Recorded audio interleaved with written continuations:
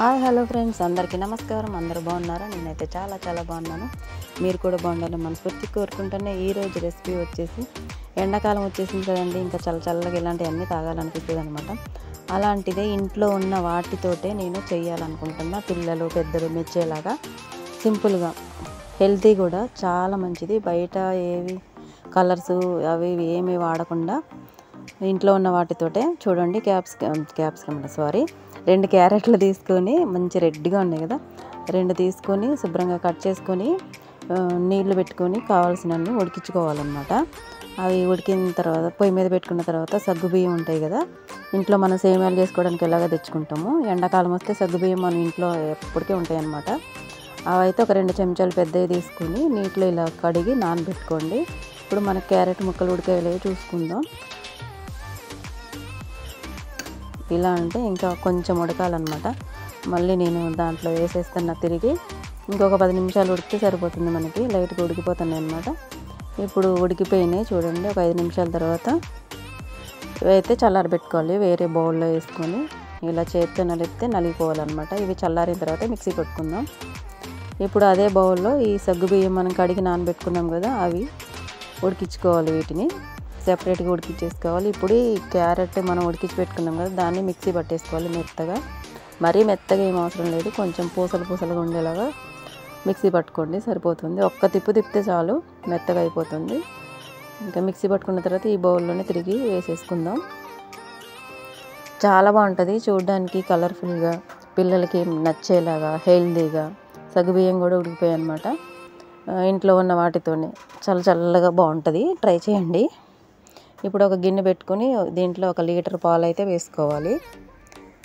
మీరు చేసే క్వాలిటీని బట్టి, ఉన్న జనాల్ని బట్టి ఎక్కువ తక్కువ అడ్జస్ట్ చేసుకోండి. నేనైతే 1 లీటర్ పాలకి చూపిస్తున్నా. చూడండి, 1 లీటర్ పాలకి 2 క్యారెట్లు తీసుకున్నా, 2 చెంచాల సగ్గుబియ్యం తీసుకున్నాను. ఇందులో ఇంకా ముందు యాడ్ చేసేటివి ఉన్నాయన్నమాట, చెప్తాను మీకు.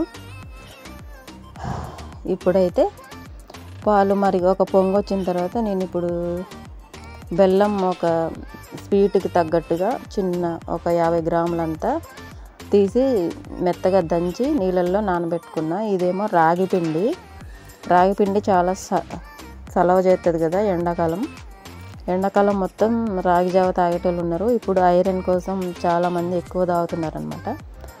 ఇలా మామూలుగా చేస్తే ఎవరు తాగరు కాబట్టి నేనైతే ఇందులో వేసి కలిపి ఇలా చేస్తున్నా. ఇప్పుడు పాలు ఒక పొంగు వచ్చిన తర్వాత క్యారెట్ మిక్సీ పట్టి పెట్టుకున్నాం కదా, అందులో వేసేసుకోవాలి. రాగి పిండి 2 చెంచాలు తీసుకుని, రెడీమేడ్గా దొరుకుతుంది కదా, అదే 2 చెంచాలు తీసుకుని ఒక 2 చెంచాలు నీళ్లు పోసి బాగా ఉండలు లేకుండా కలుపుకోవాలన్నమాట. కలుపుకున్న తర్వాత ఇలా మనకు మరుగుతున్న పాలల్లో వేసేసుకోవాలి. ఉడికించాలి బాగా. ఇప్పుడు సగ్గుబియ్యం కూడా ఉడికి పక్కన పెట్టుకున్నాం కదా, ఇవి కూడా ఇందులో వేసేసుకోవాలి. చల్లారిన తర్వాత వేయాలన్నమాట, లేకపోతే చిక్కబడిపోతాయి. ఇప్పుడు రాగి పిండి ఉడికిన తర్వాత ఈ సగ్గుబియ్యం అనేవి వేసుకోవాలి. రాగి పిండి ఉట్టిగా ఉడికిపోద్దులేండి, ఎందుకంటే అది మెత్తగా మిల్లు పట్టి ఉంటుంది కదా, అందుకోసం అనేసి. ఇప్పుడైతే ఈ సగ్గుబియ్యం మొత్తం ఇలా వేసేసుకొని బాగా మరిగించుకోవాలి. చూసారా, ఇప్పటికే మనకు కొంచెం చిక్కదనం వచ్చింది. ఇంకొకటి సేమియాలు సన్నటి ఉంటాయి కదా, సేమియాలు అంటారు, అవి వేసుకోవాలి. ఒక 2 గట్లు సరిపోతుంది. కొంచెం కుంకుమ పువ్వు ఉంటే కనుక, లేదంటే లేదు. ఇప్పుడైతే బెల్లాన్ని నేను నీళ్ళు పోసి నానబెట్టా కదా, దాన్ని కొంచెం మరిగిస్తున్నా. ఎందుకంటే ఉండలన్నీ కరిగిపోయేలాగా, అందులో చెత్త ఏమైనా ఉంటుంది కాబట్టి వడగట్టి పోసుకుంటున్నా. ఈ పాయసం అనేది దింపే ముందు ఈ జ్యూస్ అనొచ్చు, పాయసం అనొచ్చు, ఏమైనా అనొచ్చు, దించే ముందు ఈ బెల్లం రసం అనేది వేసుకోవాలన్నమాట. మనకి అప్పుడు చిక్కబడకుండా ఉంటుంది, పాలు ఇరగకుండా ఉంటాయి.